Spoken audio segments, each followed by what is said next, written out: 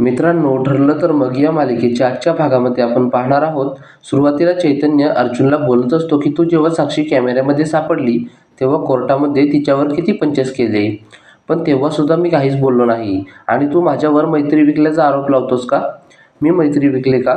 आपल्या मैत्रीचा तू असा अर्थ लावशील असं मला कधीच वाटलं नव्हतं. सायली मात्र दोघांना पण समजून सांगण्याचा प्रयत्न करत असते, पण इतक्यात सायलीला बाहेरून त्या पिऊनचा फोन येतो आणि तो सायलीला बाहेर बोलावतो. सायली मग बाहेर निघून जाते तर साक्षी फार रडत असते. सायली साक्षीसाठी चहा वगैरे आणायला सांगते आणि ती साक्षीला फ्रेश व्हायला सांगते. पण साक्षी तिथून उठून खाली निघून जाते. आतमध्ये अर्जुन आणि चैतन्य दोघांचा वाद चालूच असतो. अर्जुन चैतन्याला बोलत असतो की मी आता शांत बसलो आहे, म्हणजे तू असं समजू नकोस की मी खोटा आहे. चैतन्य बोलतो की तुझ्यापेक्षा तर ती साक्षी बरी आहे, तुझ्यासारखा ती स्वतःचा विचार करत नाही. खरं तर स्वार्थी तू आहेस अर्जुन सुभेदार. खरे मित्र कोण असतात? जे एकमेकांचे सगळे सिक्रेट जपून ठेवतात. आणि माझ्याकडे तुझं एक फार मोठं सिक्रेट आहे, तुझं आणि सायलीचं कॉन्ट्रॅक्ट मॅरेज. त्या बिचाऱ्या सायलीचा तू वापर करून घेत आहेस. 1 वर्षानंतर तू काय करणार आहेस? तिला सोडूनच देणार आहेस ना? त्यानंतर काय भविष्य असणार आहे तिचं? ती बिचारी अडचणीमध्ये असताना तू तिला कॉन्ट्रॅक्ट मॅरेज करायला भाग पाडलं आणि तू स्वार्थी आम्हाला म्हणतोस? कल्पना मामीला आणि पूर्णाजीला तू काय उत्तर देणार आहेस? स्वतःच्या स्वार्थासाठी तू एवढ्या माणसांशी एक सोबतच खोटं बोलत आहेस. खरं तर नात्यांचा बिझनेस साक्षी नाही, तू करतोयस. आता मग अर्जुनला फारच त्रास होऊ लागतो आणि तो चैतन्याला बोलतो की बास चैतन्य. चैतन्य बोलतो की झाला ना आता तुला पण त्रास, आणि मग चैतन्य तेथून बाहेर निघून जातो.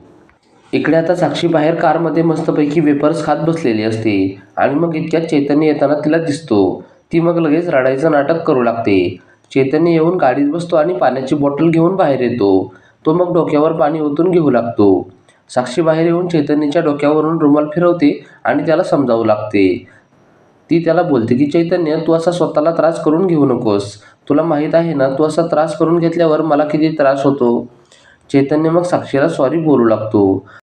अर्जुन तिला जे काही बोलला त्याबद्दल तो साक्षीची माफी मागू लागतो. साक्षी बोलते की आपल्याला आता दुसऱ्या कोणाची सुद्धा काही सुद्धा गरज नाही.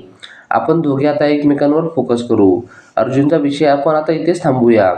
आता मग इकडे सुभेदारांच्या घरी अर्जुनचे वडील आणि अश्विन दोघेजण जेवण करायला आलेले असतात. अस्मिता पण जेवण करायला येते आणि मग ती बोलत असते की अर्जुनला पण बोलवून घ्या. अर्जुनचे वडील बोलतात की त्याला कामं असतील, त्याला तरी काम करू दे. अश्विन बोलतो की मी पण जेवण करून क्लिनिकला जाणार आहे. आता मग पूर्णाजी पण आलेली असते आणि ती इकडे तिकडे पाहू लागते. अस्मिता बोलते की तू सायलीला शोधतेस का? ती तुला घरामध्ये कुठे सुद्धा सापडणार नाही, कारण ती गेली आहे बाहेर हुंडारायला. आता मग पूर्णाजी कल्पनाला बोलते की ती मुलगी कुठे आहे, पण कल्पना जरा शांतच बसलेली असते. इकडे आता अर्जुन ऑफिसमध्ये एकटा बसलेला असतो. सायली येते आणि त्याला पाणी देते. आता मग सायली अर्जुनला विचारत असते की मी बाहेर गेल्यावर काय झालं? चैतन्य सर तुम्हाला अजून काही वाईट बोलले का? पण अर्जुन काहीच बोलत नसतो. सायली पुन्हा त्याला विचारते की सर सांगा ना मला काय झालं मी बाहेर गेल्यावर. आता मग अर्जुन सायलीला बोलतो की तुम्ही इथे बाहेरचा विषय अजिबात काढू नका, आणि त्या चैतन्याचा तर अजिबातच नाही. तुम्ही इथे माझी असिस्टंट आहात, बायको नाही. त्यामुळे जाऊन तुमची कामे करा. सायली मग बाहेर निघून जाते. अर्जुन मात्र फारच शांत बसलेला असतो. मित्रांनो, आता पुढील भाग हा फारच मनोरंजक होणार आहे. पुढील भाग आम्ही तुमच्यासाठी घेऊन येणार आहोत. पुढील भाग पाहण्यासाठी व्हिडिओला लाईक करायला आणि सबस्क्राईब करायला विसरू नका. धन्यवाद.